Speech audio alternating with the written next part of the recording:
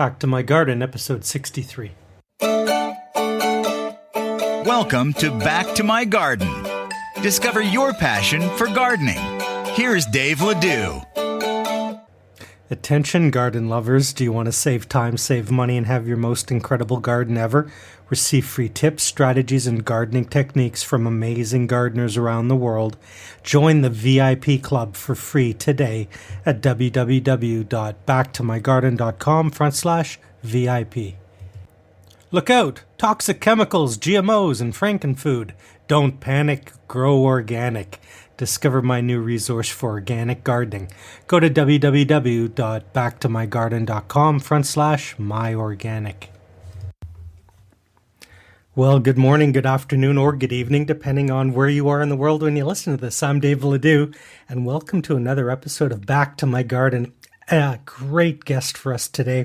Joining us from the western coast of the United States in Washington State, Robin has spent a lifetime gardening, ranching, and farming all over California, Virginia, and the Puget Sound region of Washington. She's a contributor to Growing a Greener World on PBS, and she's the primary contributor to the Garden Mentors blog. Absolutely sensational blog. We're going to talk about that as a resource today.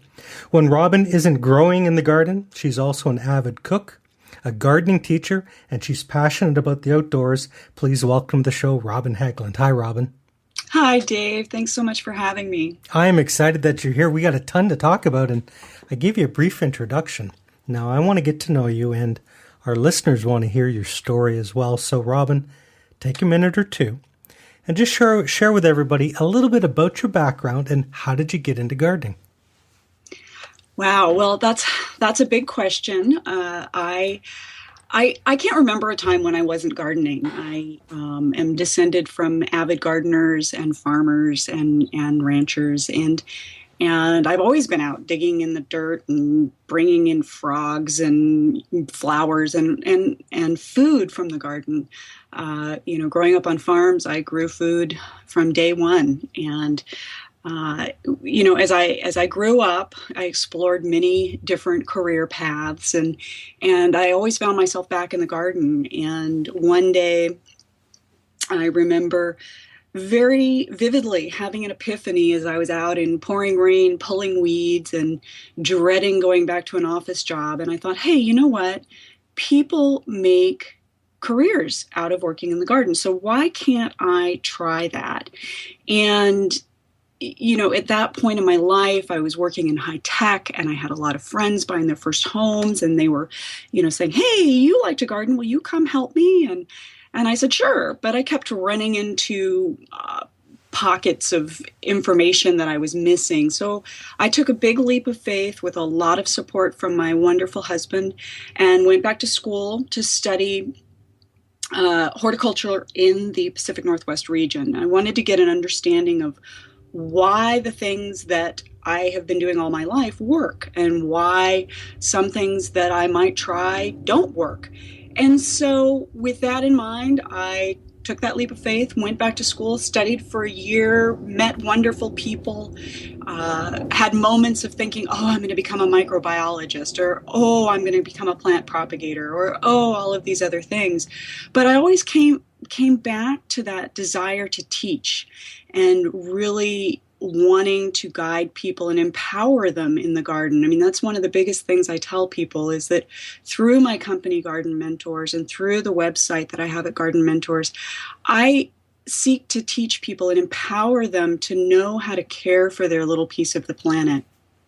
And so when I finished school, I decided to start Garden Mentors and embarked on this career of teaching people how to garden where they are, at home, in their piece of the planet. And sometimes that's telling them to hire a specialist. Sometimes it's teaching them hand in hand how to prune or how to properly do something what may seem simple to other gardeners, which is dig a hole. So I meet people where they are in terms of their skill level as well as where they are physically, and teach them about gardening and give them as much information as I possibly can and sell them from this lifelong knowledge base I've developed around all sorts of gardening. Whoa, what an intro. I hope I didn't ramble too much there. Well, I like to take notes because, Robin, a lot of people listening to you and I talk about gardening, they're in their cars right now. They're going to that dreaded job or back from the job in rush hour. So, folks, for those of you driving, keep both hands on the wheels. Don't try to take notes with your thumb on your phone. I'll put Robin's links in the show notes on the blog at BackToMyGarden.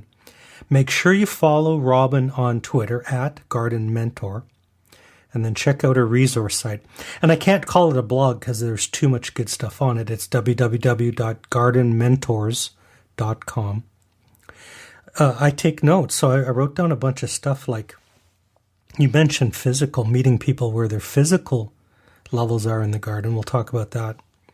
But I want to take you back because you're in your garden, it's raining, and you're pulling weeds, and you're dreading going back to your job. And I guarantee you hundreds of people are nodding along right now, can completely share how you felt. Weren't you absolutely terrified when you made that step and that decision? You know, I wasn't terrified. It was more that I was relieved.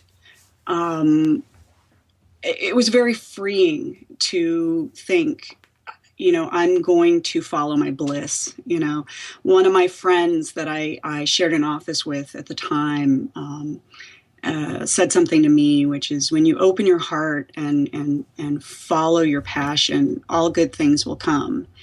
And that's something I've tried to follow throughout my life. And I've also come to believe, and it's one of the things I try to teach to my clients, is that I don't like the word fail. You know, to me, it's a 4-letter F word. Failure isn't really an option. I think that if something doesn't go the way that you had planned for it to go, that means that there's an opportunity to find something new in that and to grow from that.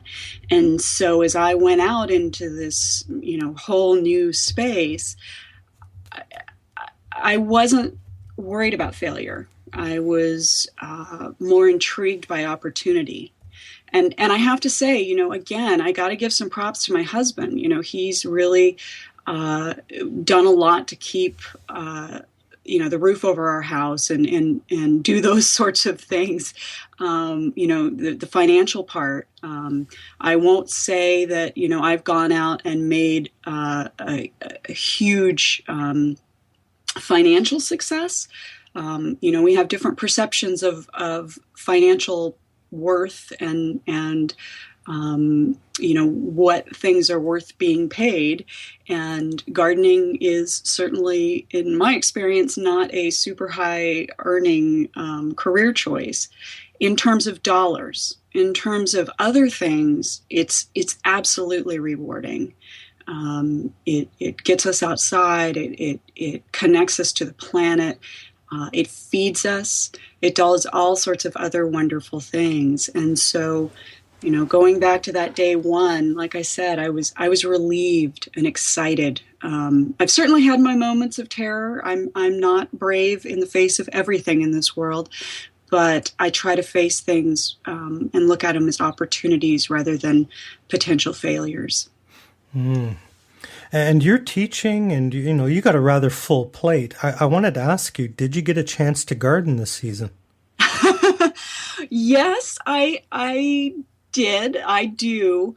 You know, I have a lot of people say, "Oh, I want to come see your garden," and I warn them. You know, there's that old saying that goes something about, you know, the cobbler's children have no shoes.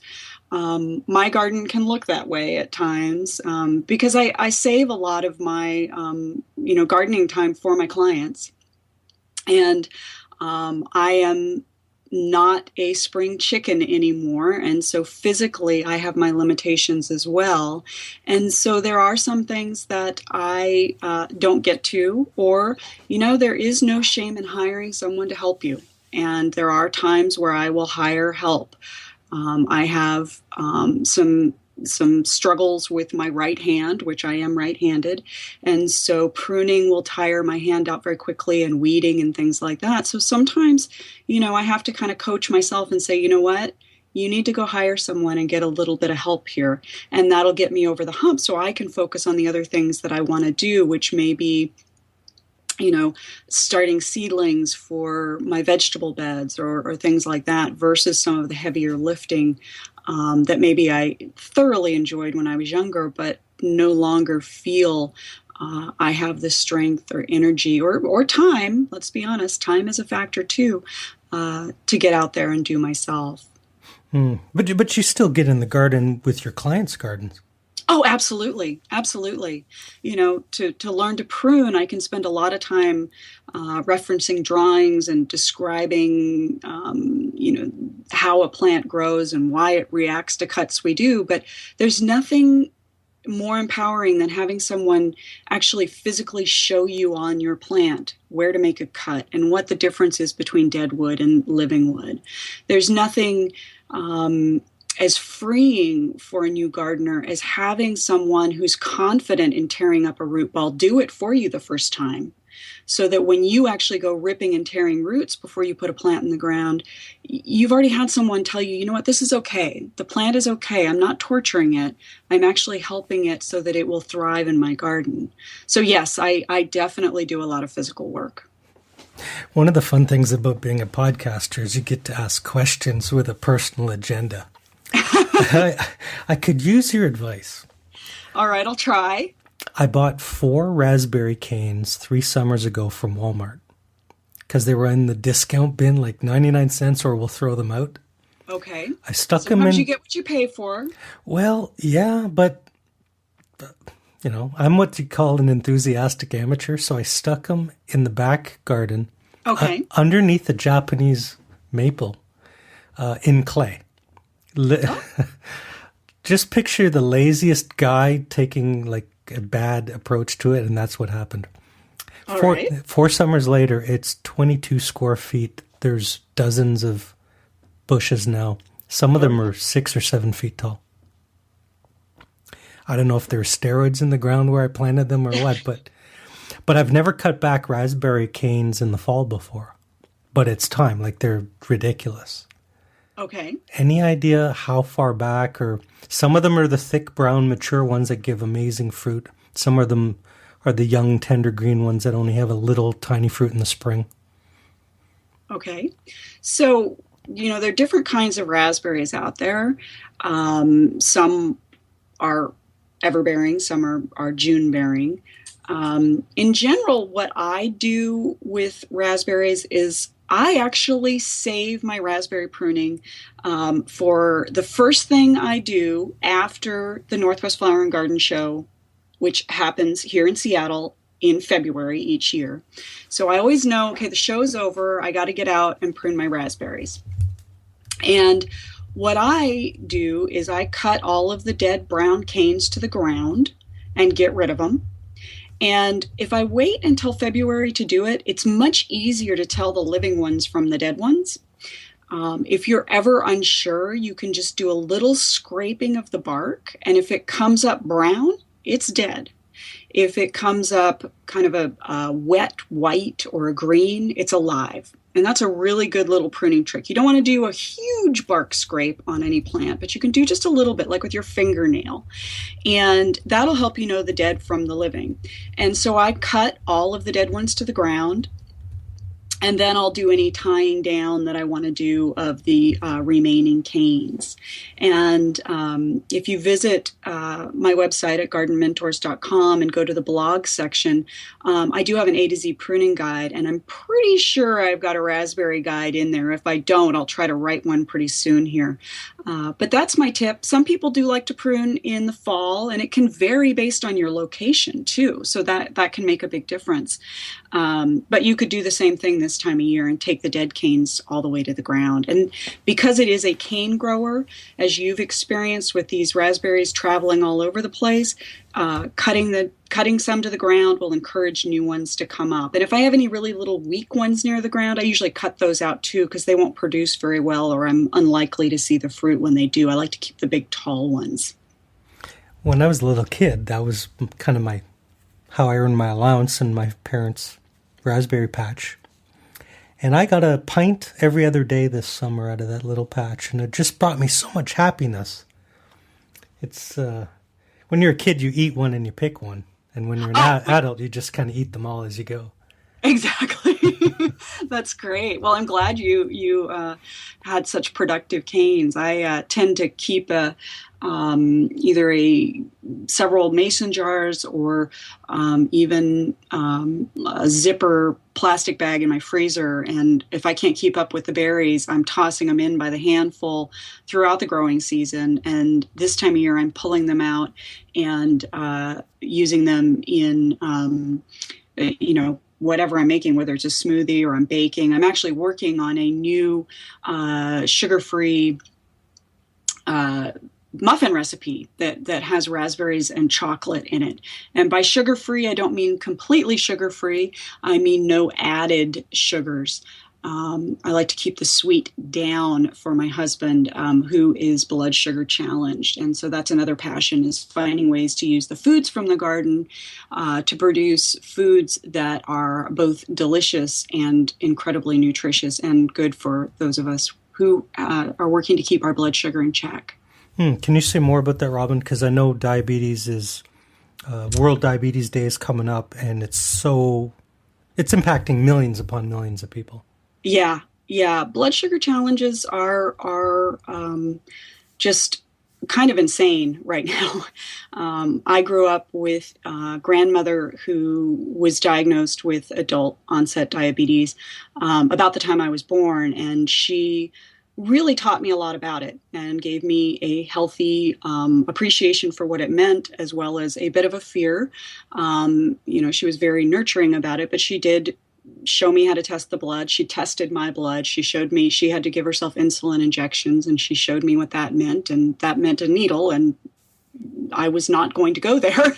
It was my choice, growing up. But, a few years ago, my husband was diagnosed with type 2 diabetes, and rather than just simply give into it, we sought out physicians who helped us take a very holistic approach to it. And part of that was very much changing diet.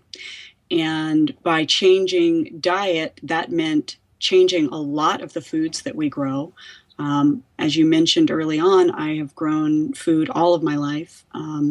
And some of those things that were typical crops for us are things that we no longer grow.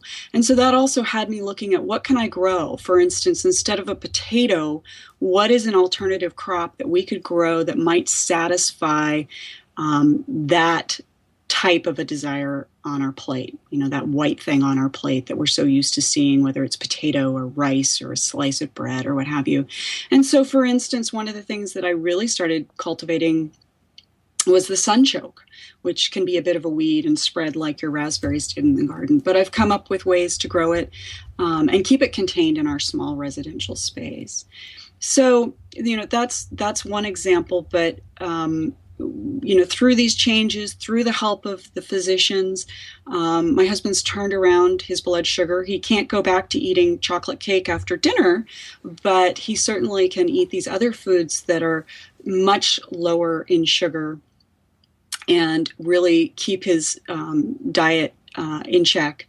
Little bit of exercise helps as well, and part of that exercise program is going to include being in among all of the people that will be out on November 14th for World Diabetes Day, marching to build awareness and attending different events all over the world, which you can follow through the Twitter hashtag. It's hashtag WDD for World Diabetes Day if you want to learn more. And certainly you can visit my website. There are a number of recipes as well as an A to Z food growing guide on gardenmentors.com that's available to everyone 24/7 free. The recipes are printable, or you can just do like I do and set your iPad on the counter and go for it whenever you need to produce something yummy. An alternative to potatoes is the sunchoke. Is that what you said? That is what I said. Yeah. So the sunchoke. Are you familiar with the sunchoke? I could.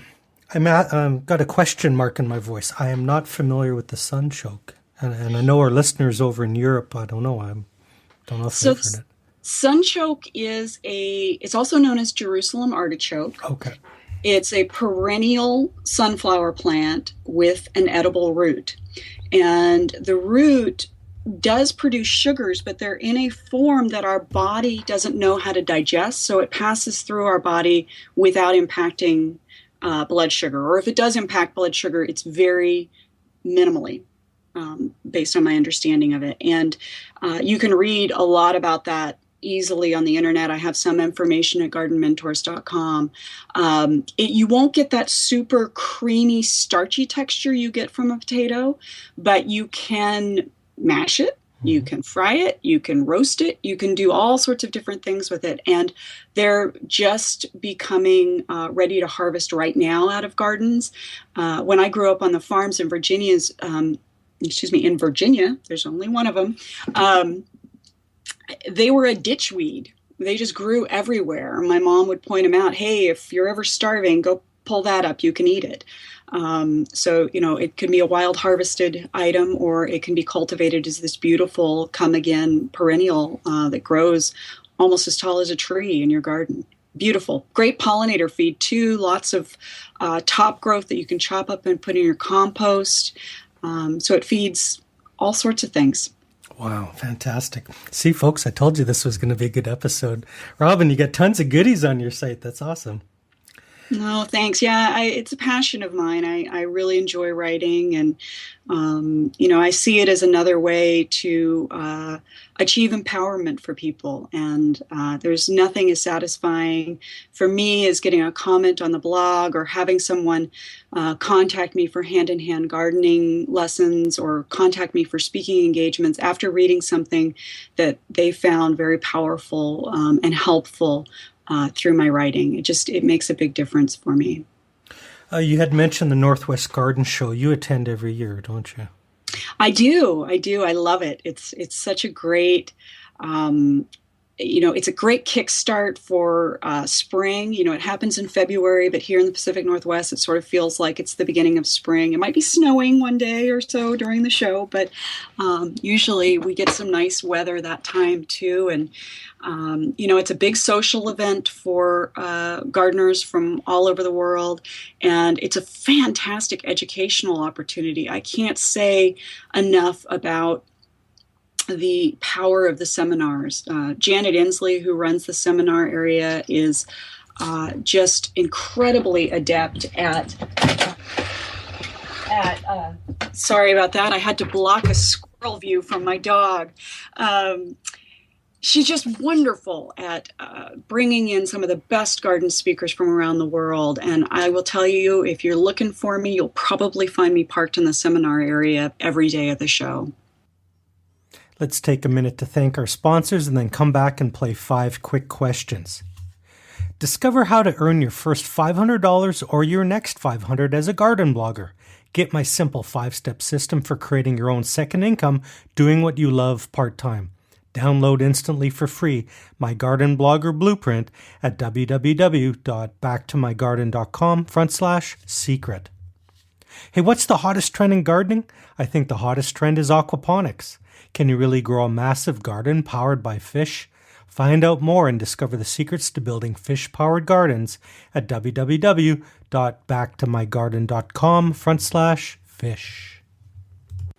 Speaking of educational opportunities, I just saw the clock. Our time is flying by, and now is the time in the show when we play a game called 5 Quick Questions.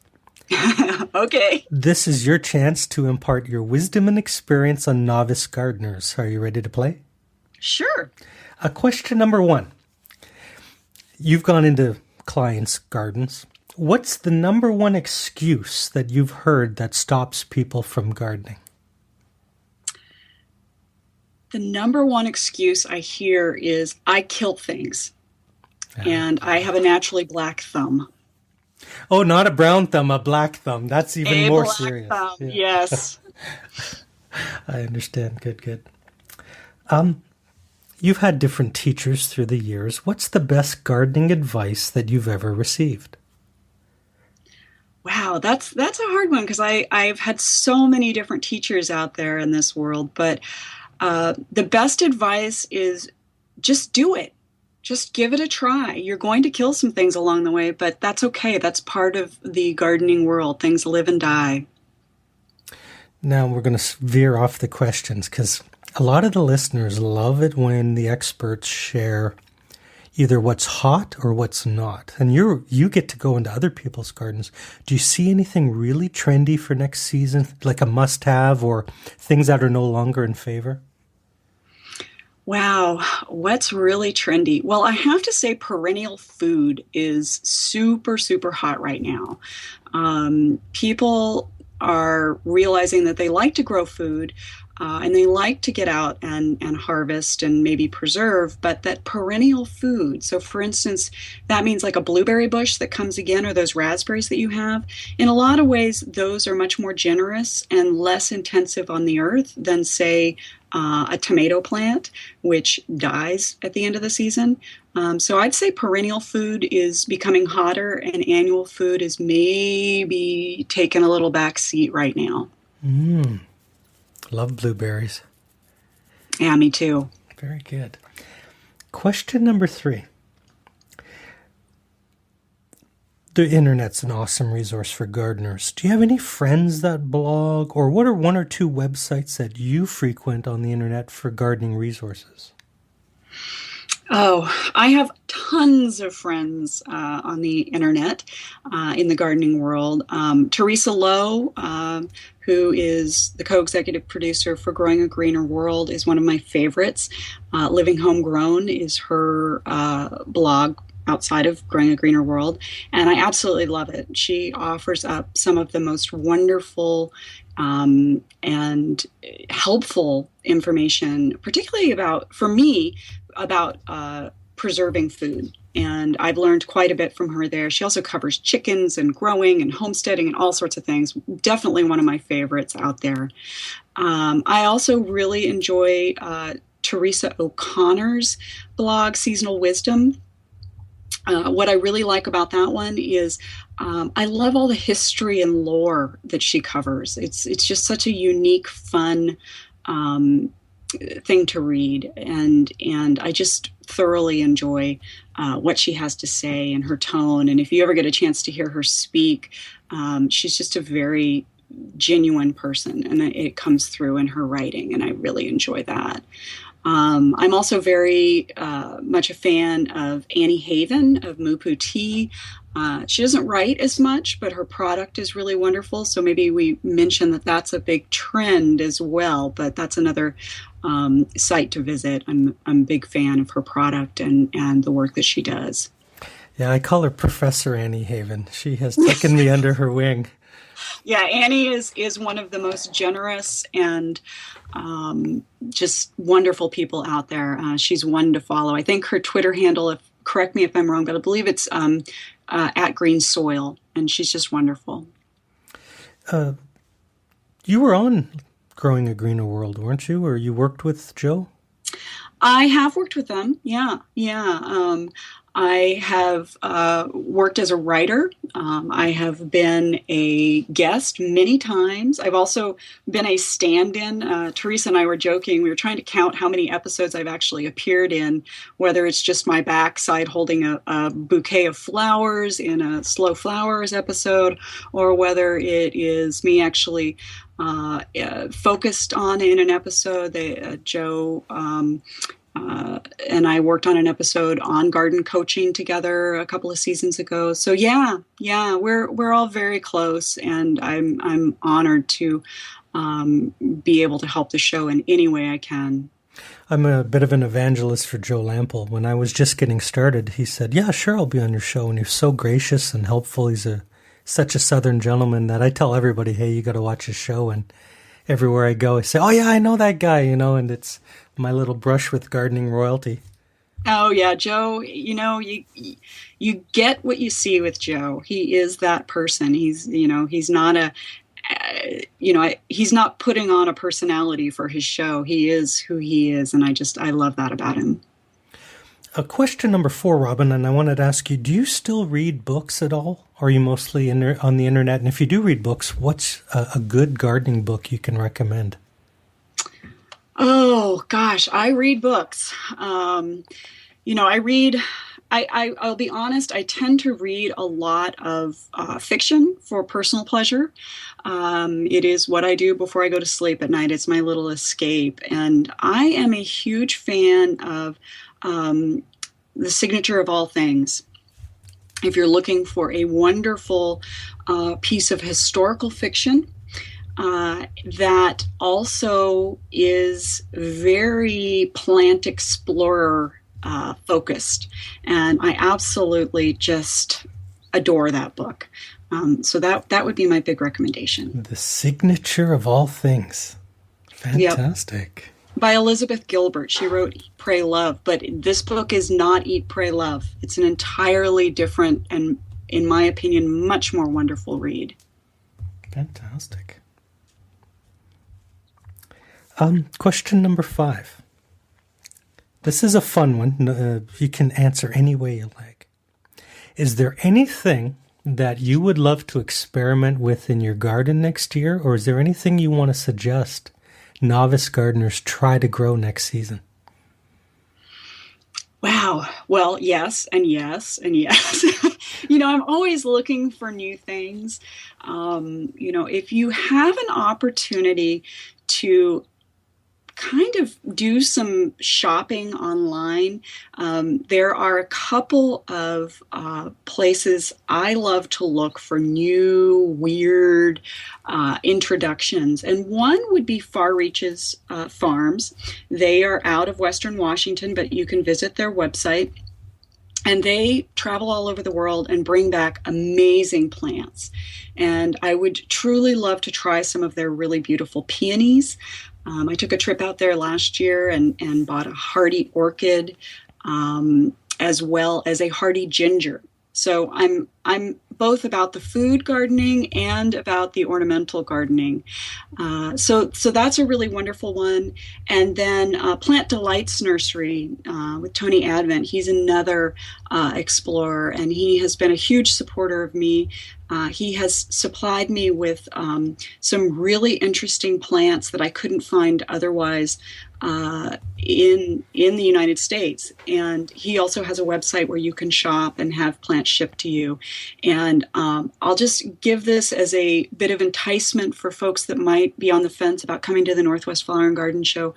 Come and see the really amazing new plant that I introduced to my garden this year, care of Tony. And I'll be introducing it there and describing how not only is it a unusual plant for the ornamental garden, but how it's actually a really wonderful edible as well. And I'm hoping that next year, this time of year, I'll actually be able to start harvesting from it and explore processing it to introduce to our Gardening for Better Blood Sugar program here at home. Oh, man, fantastic. Holy moly. You could think all day and not come up with this stuff. A hardy orchid. I can't wait to see that. That's great. Oh, it's beautiful. And there are a lot of them out there, actually. But I found a really fun one. I just hope I can get it through the winter. Again, things live and die. And I don't believe anybody has that black thumb. I think if it is black, it's black because you're sticking it in the dirt and you are getting it dirty. The green thumb thing, I think, actually, we really have dark brown and black thumbs if we're working as a gardener. Folks in the car, make sure you follow Robin on Twitter at Garden Mentor. Maybe she'll give you a sneak peek of that secret plant she's growing. Also follow her amazing resource /blog/ intergalactic hub of all things good in gardening at www.gardenmentors.com. Robin, we're nearly out of time. You've been an incredible guest. Thank you, Dave. I really appreciate it. It's fun. I like your game. Definitely fun, and I'm honored to be part of Back to My Garden. I want to give you the last word to the listeners today. Can you leave us with either a pearl of wisdom or a note of encouragement on our gardening journey? I would say no matter how old you are, whether you're the little kid in the back seat or the grandma driving in the front seat, you're never too young or too old to start gardening. All you have to do is dig in. Thanks for being on the show, Robin. Thanks, Dave. My pleasure. Hello, garden lover. It's Dave. All of the links, resources, and websites mentioned in this episode will be posted at www.backtomygarden.com/63. If you enjoyed this episode, please come to the website and click share and help us reach even more gardeners. Have an amazing day. Happy gardening.